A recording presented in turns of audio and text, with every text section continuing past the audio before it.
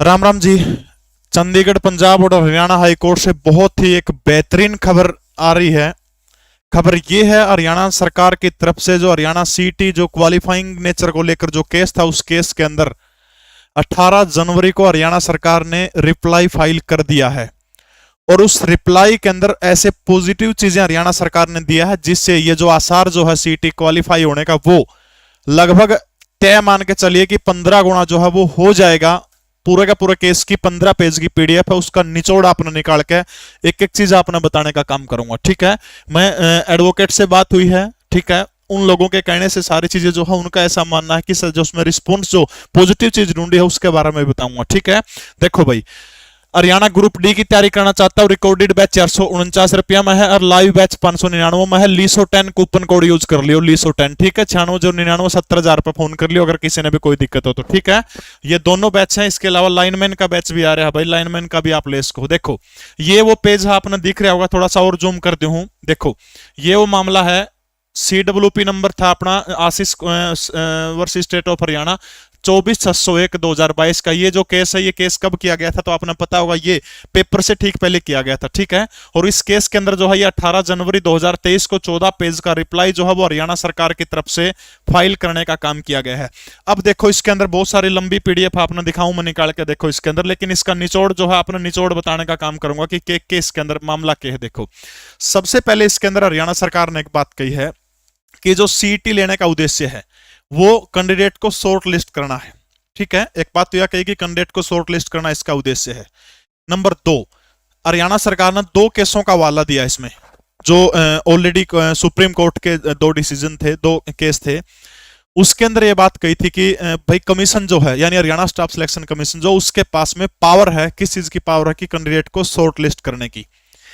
तीसरी जो सबसे इंपॉर्टेंट बात है जिसके अंदर पॉजिटिव रुख ढूंढा जा रहा है कि इसमें जो वकील साहब कह रहे हैं कि तय है 15 गुना हो जाएगा लगभग। ठीक है, और वो तथ्य ये कि सरकार ने कोर्ट के अंदर हलफनामा जो दिया उसके अंदर, इसी पेज के अंदर, इस पीडीएफ को जो है, मेरा जो टेलीग्राम चैनल है जीके परवीन उड़ान, उसके अंदर डाल दूंगा इसको। ठीक है, जीके परवीन उड़ान, जीके परवीन उड़ान उस नाम से टेलीग्राम चैनल, उसमें पूरी पूरी डाल दूंगा, पढ़ने वाले पढ़ भी लियो। ठीक है, उसमें एक बात कही गई है कि जो यूपीएससी जो है, ठीक है, यूपीएससी जो है, यूपीएससी क्या काम करती है कि कैंडिडेट को 12 से 13 गुना बुलाने का काम करती है। ठीक है, यूपीएससी क्या करती है, 12 से 13 गुना जो है, यूनियन सर्विस जो पब्लिक कमीशन जो है वो 12 से 13 गुना कैंडिडेट को बुलाती है।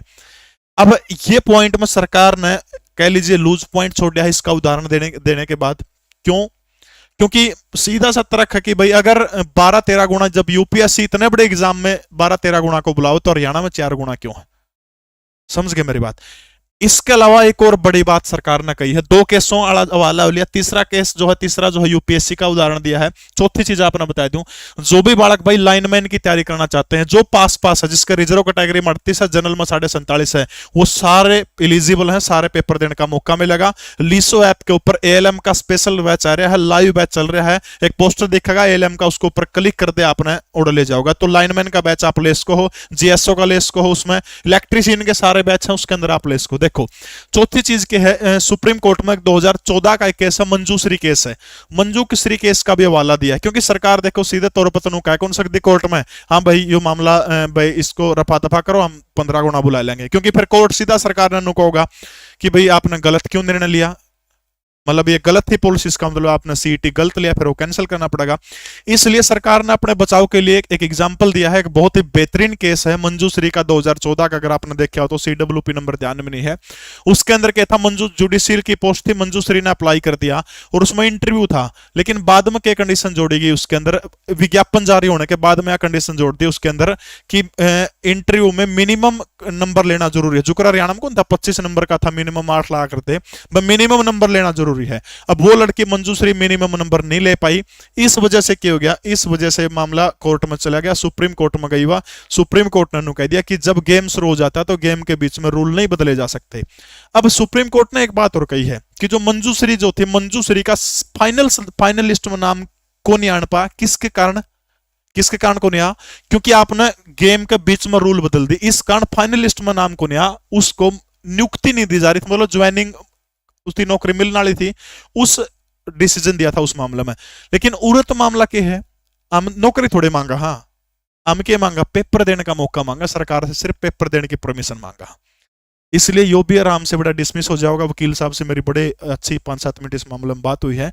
तो यो भी उदाहरण सरकार का एक तरह से फेल है, या मैं एक तरह से कहना चाहूं तो सरकार पॉजिटिव है, इसलिए 12-13 गुना का एग्जाम्पल दिया गया है, मंजूश्री का एग्जाम्पल दिया गया है। लास्ट में यह बात भी लिख करके एक दिनों को मास्टर बकाओ, हाँ भाई बोले इस केस में दम नहीं, इसको रिजेक्ट किया जाए, क्योंकि सरकार लिखा कि हमेशा जो सरकार के खिलाफ केस उसमें लिखा है सरकार, ठीक है।